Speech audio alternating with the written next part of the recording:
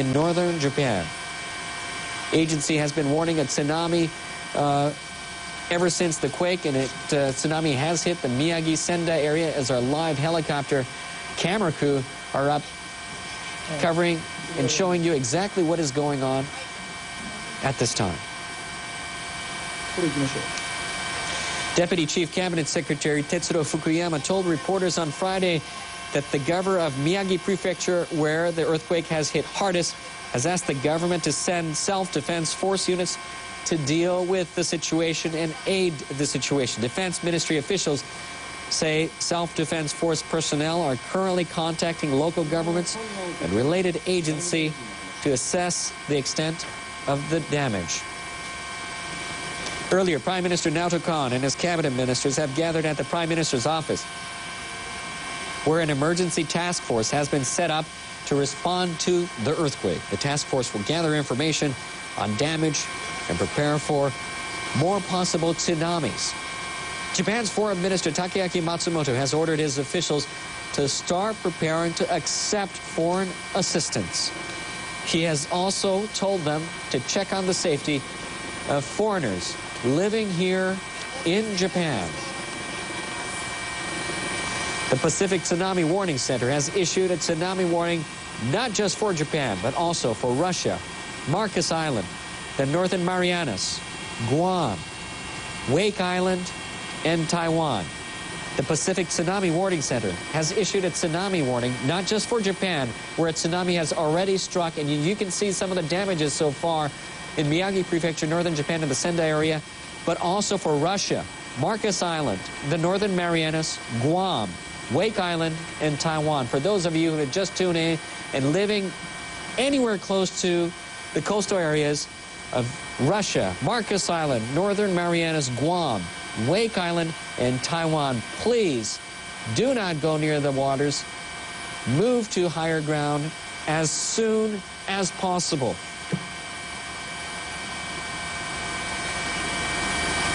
You're watching NHK World, and a major earthquake hit Japan Friday afternoon.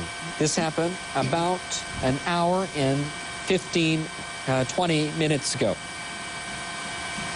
Japan's meteorological agency says the quake measured magnitude 8.4. The agency has issued a tsunami warning for Japan's Pacific coast. In northern Japan's Iwate Prefecture, tsunami waves of up to 4 meters were observed soon after the quake. The agency is warning that the tsunami could be between 6 and 10 meters. You're seeing some of the tsunami damage so far in Miyagi Prefecture, in the Sendai area, where some of the homes and farms have been flooded when the tsunami went upstream a river.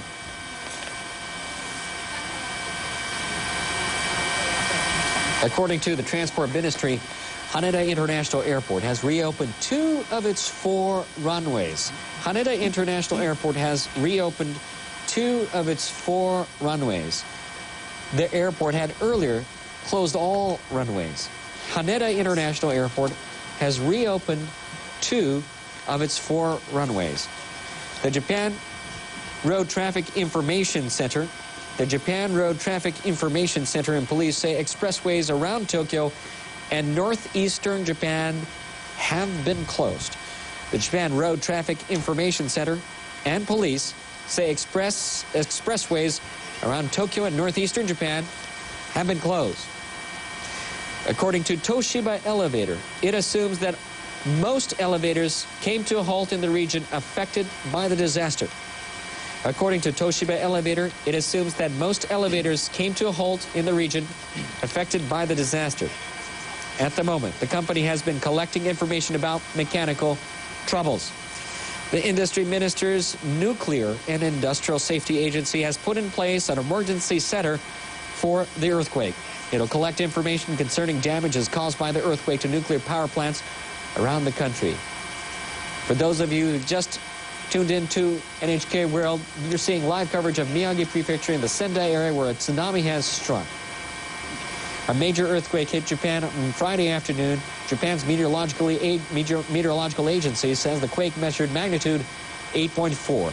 The agency right, has issued a listening tsunami there to warning for Japan's NHK Pacific coast. coverage Some of there that in tsunami Japan. already hitting They keep talking about an 8.4. Of course, what we're dealing with here is an 8.9 magnitude quake, a great quake. And I want to make the point, too, I've actually received a tweet here from a person who's in Japan. I've asked them and sent them a tweet to ask for their number so we can talk to them. But they're saying frequent aftershocks, the first time in my life in Japan. So this is a traveler, a tourist in Japan who's tweeting to me, and anyone else who is in Japan who wants to send a tweet, please take the time, feel free if it's safe to, at Rosemary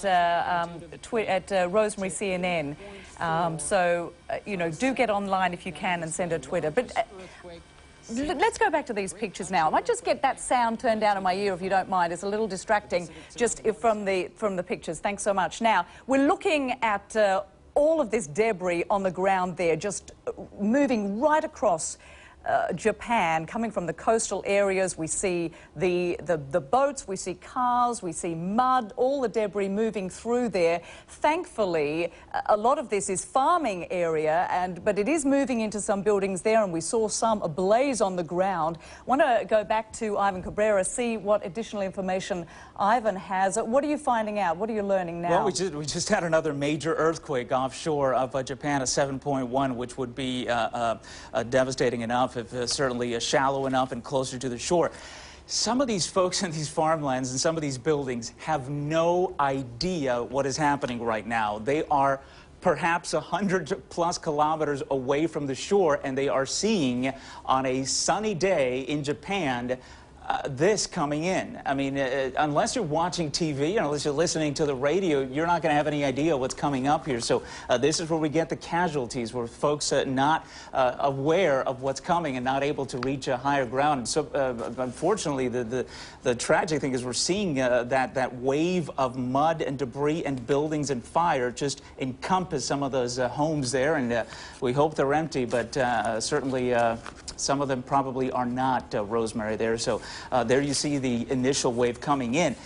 Also want to keep monitoring, folks in the back, the shoreline, because I wouldn't, again, this has not happened once. We are talking about a tsunami that comes in, the first initial wave, and then we get another wave and perhaps even a third wave after that. With an